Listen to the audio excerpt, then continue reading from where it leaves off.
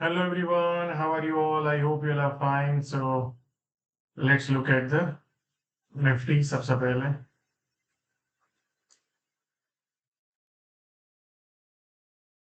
So यहाँ पे जो गैप अप हुआ था उसके बाद जो जीएसटी का जो रेट्स है उसके बाद और देन वी फॉल डाउन. अभी जो एरिया पे जो हम खड़े हैं ना वो बहुत इंपॉर्टेंट है.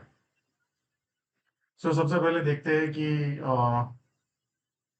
जो हमारा बाइंग एरिया था जो नीचे का एग्जैक्टली वहां पे टच किया निफ्टी ने, फिर वहां से एक पुल बैक किया एंड अभी वहां पे खड़ा है जहां पे एक रेजिस्टेंस एरिया है. तो जैसे इसके ऊपर जाके अगर सस्टेन हो गया 24,850 830 के ऊपर, तो फिर एक शॉर्ट कवरिंग जो आपको 25,000 के आसपास जाके वो दिख सकता है. And the most important thing, जैसे ही बाजार इसको क्रॉस करता है ना 25,000 के ऊपर और इस तरह से सस्टेन रहता है, तो फिर ये रिसेंट हाई के ऊपर जाने के मैक्सिमम चांसेस बढ़ जाते हैं या. क्योंकि अगर आप ऑब्जर्व करेंगे जो ये सैटरडे जो मॉक ट्रेडिंग है उसका ही है, तो उसको अवॉइड इग्नोर कीजिए. सो बेसिकली यहाँ पे जो ट्रम्प ने टैरिफ लगाया था उसके बाद जो बाजार ऊपर गया, फिर उसके बाद देन काफी टाइम से एक करेक्शन में है. तो जब तक बाजार ये जो जोन है ना उसको ब्रेक डाउन नहीं करता है ना, जो बेसिकली ये एरिया, तो चांसेस है कि हम फिर से ये आई के ऊपर एक बार चले जाएं या.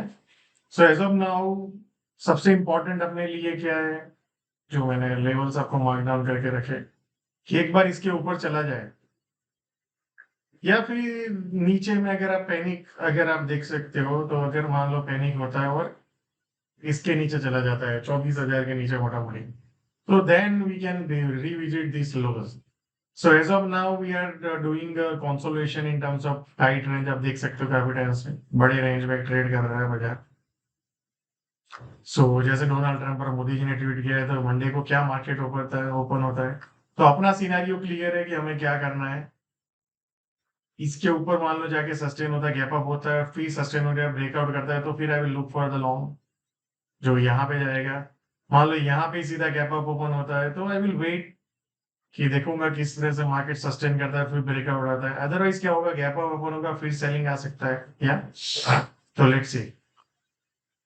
Now let's look at the bank Nifty. Bank Nifty को अगर आप ऑब्जर्व करेंगे तो इट्स वीक. यहाँ पे एक सेलिंग आया, एक कॉन्सोलेशन बनाया, बट अब यहाँ से देखेंगे तो इट्स अ ओल्ड ट्रेंड. मे भी नया लेग आ सकता है फाइनल, बट अगर इसके ऊपर जाके सस्टेन हो गया, ब्रेक गैप अप हुआ, that's not a problem, but sustain हो गया ना, तो फिर ये एरिया में बैंक निफ्टी ऊपर में जा सकता है एंड फिर मल्टीपल एरियाज ओपन होंगे. सो फॉर टुमारो सबसे इंपॉर्टेंट जोन अभी मुझे लग रहा है जो ये गैप अप हुआ था बाजार, तो ये एरिया के ऊपर जैसे 54,200 के ऊपर जाके सस्टेन हो गया, तो नेक्स्ट एरिया इज 54,350 टू 440.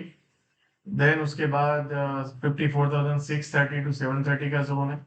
और जैसे ही इसके ऊपर अगर चला गया ना 800 के ऊपर 54,000 और सस्टेन हो गया, तो फिर एक बड़ा शॉर्ट कवरिंग जो अपने को 1,000 पॉइंट और बैंक निफ्टी ऊपर में और 56,300 उसके आसपास जा सकता है.